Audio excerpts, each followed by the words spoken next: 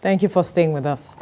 Nigeria is faced with security challenges in every front, from the decade-long insurgents in the northeast to banditry and kidnapping, including the kidnap of school children. This year alone, more than 1,000 students have been kidnapped from primary and secondary schools, as well as tertiary institutions across the country. This has become a lucrative business for the kidnappers who collect a ransom in millions of naira from government and relatives of their victims. The Nigeria Security and Civil Defense Corps has raised the alarm that 62,000 schools across the are prone to attacks by terrorists and bandits. The NSCDC said it arrived at this after it conducted a vulnerability survey, and as such, it is necessary for government to school owners to get proactive in improving security in and around schools. I have with me in the studio Chairman, Nigeria Union of Teachers, Lagos Wing, Comrade Adedoyin Adeshina. Good morning. Thank you for joining us on TVC Breakfast. Good morning. Now, from the survey conducted by the NSCDC, out of 81,000 schools, 62,000 are prone to attacks, basically speaking. How concerning is this report for you? Well, it is highly disheartening that in this age of ours, we are witnessing what is happening in Nigeria. It's of great concern to us as teachers and parents. Not only that, as a Nigerian and part of the society and the project called Nigeria, the government has not done enough in terms of security of life and properties in this country. How do you mean? You see, that's the reason why we are saying that what they're supposed to put in place, they have not done it, they have not put it in place. So that's the reason. What are they supposed to put in place?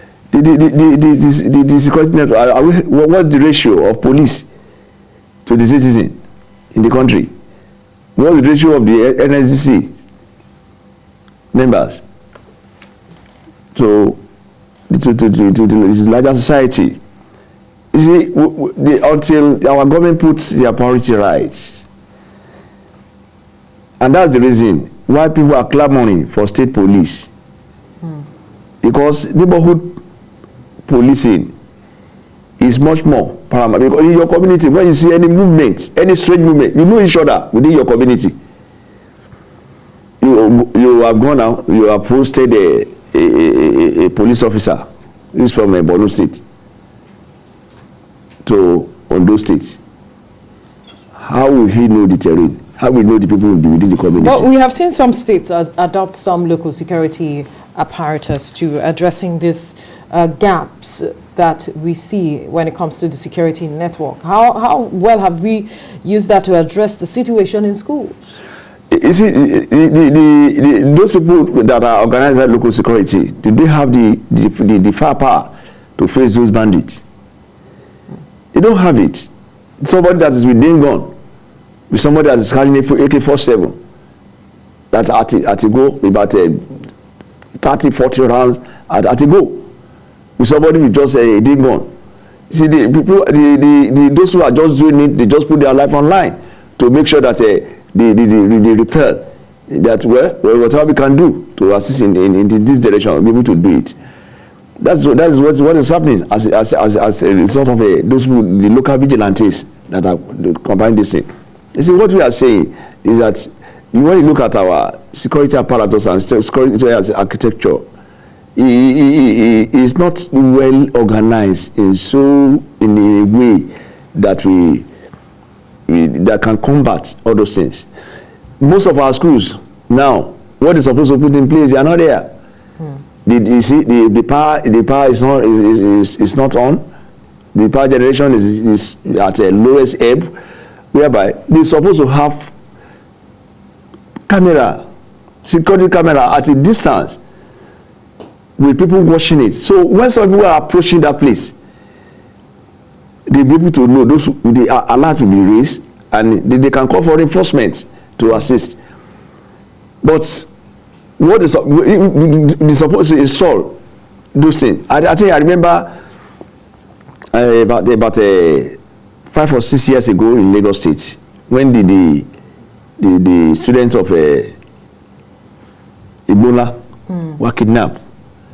We sat down in Lagos during the tenure of Governor Ambode that, look, there's need to make sure that all the bushes that surrounded the schools need to be clear, so that at a glance, when somebody is coming very close to the fence, you will be able, from all directions, to see them. Not only that, cameras were placed at strategic places to watch it, and that thing has curbed the issue of kidnapping in Lagos, and it has limited it. But one of those things that, as I've said, the number of a security personnel to the number of the citizens is too low. That is a major challenge. That's a major challenge to this issue. Yes. Now, but it is often said that security is the business of everyone, not just the federal government. How about state governments? Now, you just mentioned having a roundtable conversation with the former governor of Lagos State when the issue of the Ebola happened. Yes.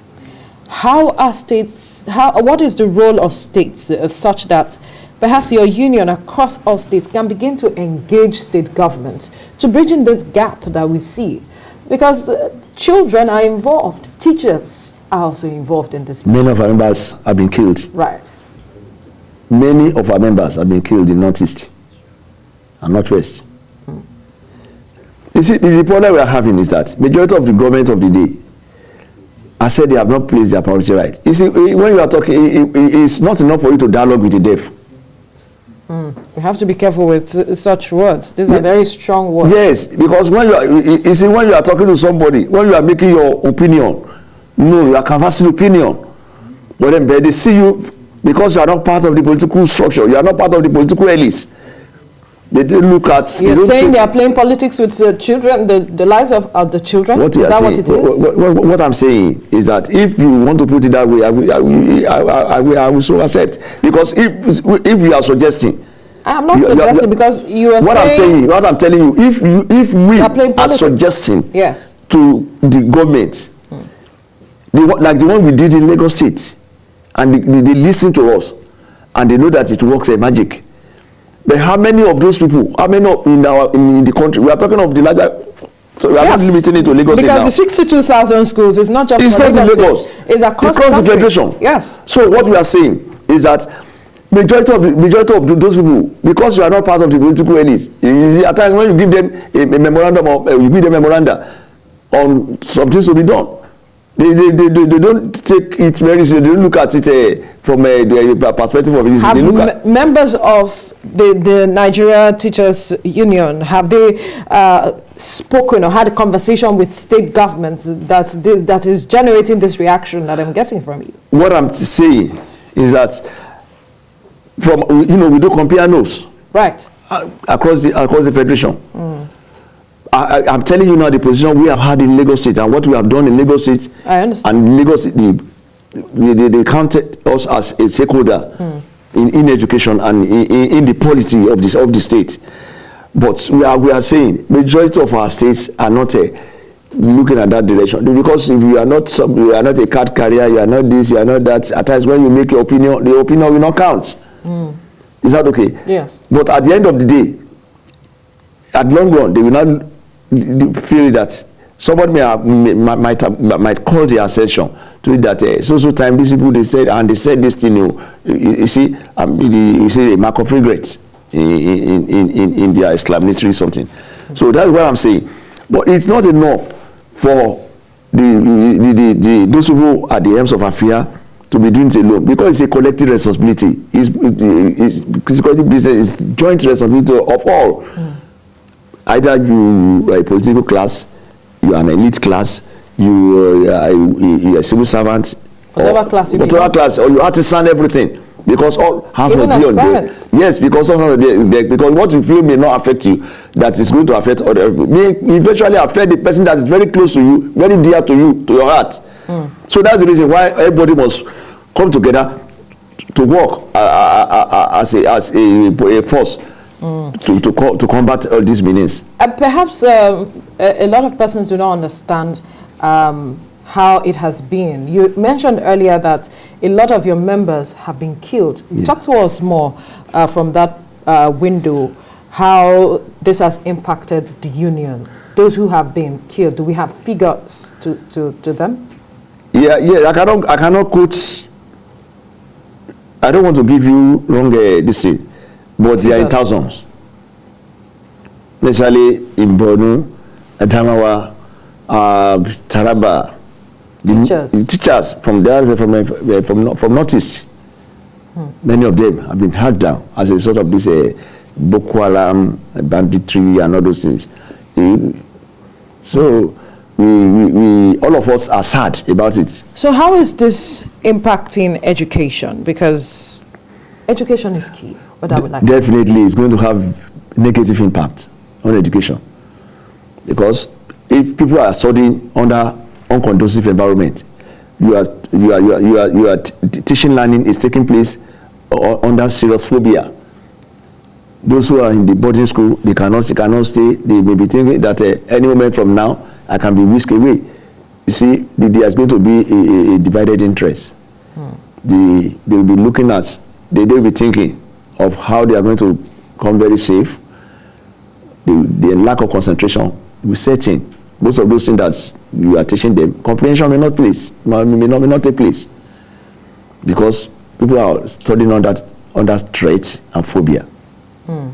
So, and if that one is happening, it's going to affect the developmental program of education in the country.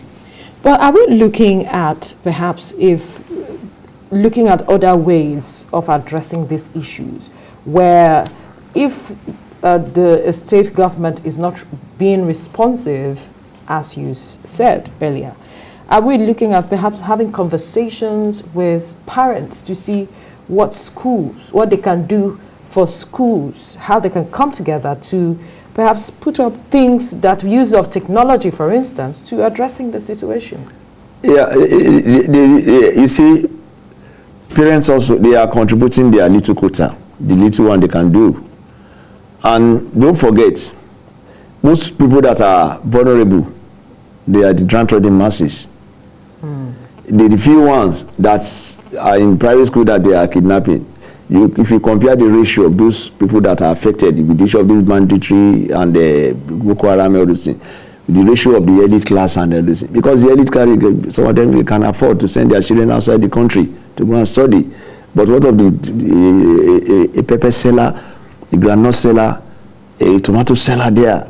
Well, how will that person? But they still believe that community school should still be their main focus. So the little one they have, they will contribute it, but it's not enough. That's the reason why we need to, why all the philanthropists should rise up. Private sector participation in securing schools is very, very paramount. Now, if we are to talk about a holistic approach, you have mentioned several, a holistic approach to addressing this issue. What would it be, and where should we begin in the immediate? Well, to start with, the clamoring for the state police should be approved, so that many people within the locality can be. You see the local people. They are the local people. They are now employing the security apparatus. Each region, like Amotekun here, Isiba in the north. And lately the Ebuabu from the eastern part of Nigeria, is more or less the state police we are talking of, but they need to be empowered. They need to be highly empowered. They don't expect Amotekun now, so they carry AK-47. The only thing you can see with few of them and maybe few of their commanders, it's just a pump action. Is that okay? And they need to train them. They call the military and paramilitary personnel to come and train them the act of shooting, the act of defending the territory, everything. They're not only that. Security education should be included in our curriculum. Right.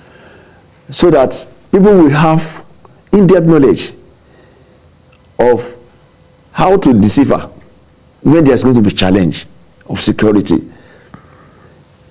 You see in some countries, like South Korea, right from your school, you'll be trained in the act of a military system, so that they are preparing you. If there's any war that arises, you'll be combat ready. Not that it's then that they say, let's quickly groom these people and then train them. Already you have had the military background. So all those ones need to be introduced into our curriculum. Then the major problems that we are having is the high rates of unemployment is a problem, because in the biblical way, say an idle hand is the devil's workshop. When people don't have anything to engage in, whatever they find, where they find themselves, they would like to operate. You see, the issue of that bandit now, they have made it a very lucrative business, whereby they will not be requesting. When they carry, okay, give us 150 million, give us 180 million, all those things. But as I'm saying, the community policy network is very, very important, because those people, they are passing through, when they are carrying people, they are passing through a community or many communities before they keep their captives. So all those ones, hands must be joined together. The wherewithal must be provided by the government, both at the state and the national level, even at the local level. Security should be well funded, and as I've said, security education is very, very necessary, so that enlightenment, when there's enlightenment and people are well informed about the security education, they'll be able to know how to combat. Now, are we looking at, because the pandemic that I was talking about, COVID-19, has taught us, introduced us to new dimension of using technology, and one of those ways is online schooling. Is the union looking at perhaps improving on that, perhaps as a means to also secure students across the country? Well, the online schooling is okay, but I just believe that for now in this country is just complementary. How do I mean? I've been mentioned. You see, when we are comparing ourselves with our Western world, have we put all necessary tools or structures that we can use? For instance, the power is not regular. The service providers, they are not helping matters. You talk of how many of those parents of the children that can provide them with the smartphone, so and so on and so forth. The one they have is just maybe 3,001. Call me, I receive. So by and large, there is need for us to improve on that thing. And at the same time, there's no way you can replace the online with that of classroom teacher relationship situation. Absolutely. But then when you look at safety is paramount. I know, safety is paramount. Yes. It is when you are safe that you learn. It is when you are alive that you learn. Absolutely. So I'm not condemning that, but what I'm just telling you, that's why I said that the online teaching now in this country is still complementary, because we don't have all the necessary structures in place. Now, there was a Safe School initiative at some point, and a lot of persons have said that, why are we not looking at that document to ensure that we secure schools? Because the document spelled out how to go about it, and even monies were released at the time. See, yes, one of the problems we are having, as I've said, we always politicize our program in this country. Because when you are planning a program and the implementers are not part of that program, you just find out that because the implementers know where the shoe pinches. So, but they are not included. You just go and draw your program, and you bring your program. How do you implement it? Those people that are supposed to implement it, they were not carried along. They were not involved right from the outset. And you are telling them now that they should go and do this thing. The problem we are having is that Nigeria we are corruption reading. Because for every little thing created, people want to make a very big opportunity. They capitalize on some loopholes here to make money out of those things.